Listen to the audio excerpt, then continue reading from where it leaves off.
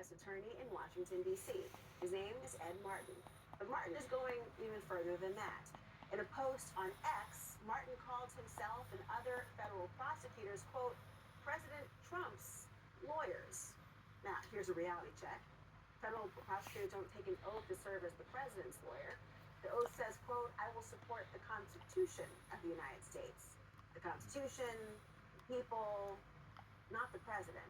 In fact, when you stand up, you say, on behalf of the people of the United States, not on behalf of the president. With me now, former federal prosecutor Sean Brennan. He was hired to work on January 6 cases, which is also why he was fired from the D.C. office.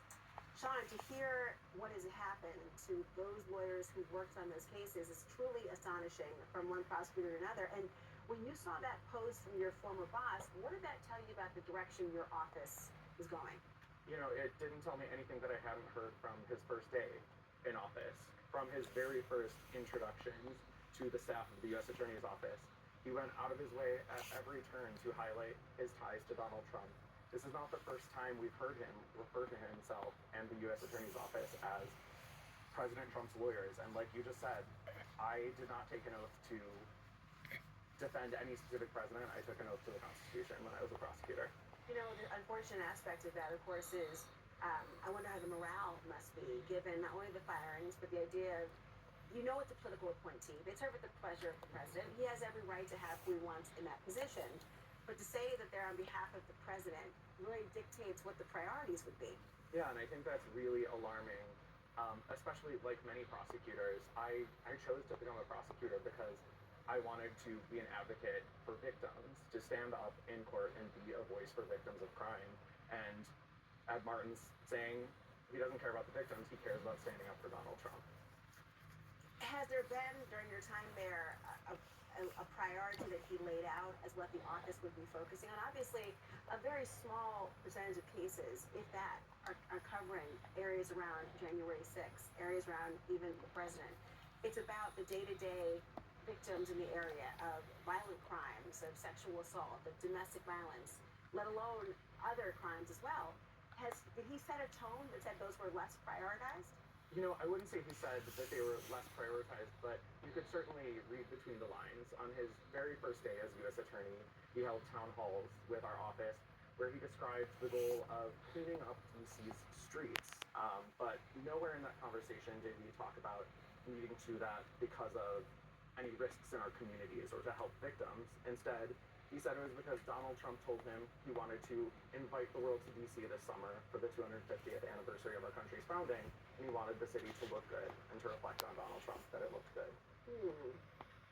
Okay, well, the White House suspended also the security clearance, you understand, of lawyers who were working with Jack Smith, obviously not in your particular office, but Ed Martin wrote on X, quote, save your receipts, Smith and Gunnington, of course, the firm of Jack Smith, will be in touch soon. Hashtag no one is above the law. Now, this was a group that provided pro bono legal service, I understand, to Smith. So why do you think their security clearances are so at risk now?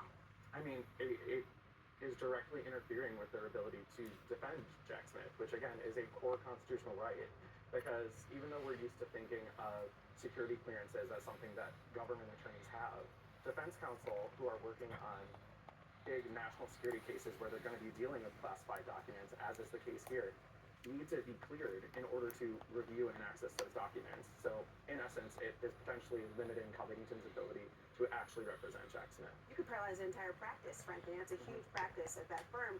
Finally, does this all have a chilling effect on the prosecutors who remain in that office, you think? Absolutely. I think that has been the intent from the beginning. Within his first week in the U.S. Attorney's Office, Ed Martin announced a project to investigate the use of certain, charging certain statutes in January 6 cases. He has talked in emails about reporting on your colleagues if you hear that they are engaging in anything related to DEI. This is someone who's building a culture of mistrust in the office where prosecutors always have to be worried. Instead of thinking just about the facts and the law, they're thinking, am I going to get in trouble for doing my job and upholding my oath to the Constitution? As interchangeable as prosecutors are, that trust is needed between one another. And it's also needed with the court. And yes. I think that's something that's really critical right now. The U.S. Attorney's Office in D.C. has a long tradition, as you're well familiar with, of standing up in court and making representations to the judges. And when that credibility is lost, I really just don't know where we go from there in our attempt to tackle crime. Sean Brennan, thank you so much.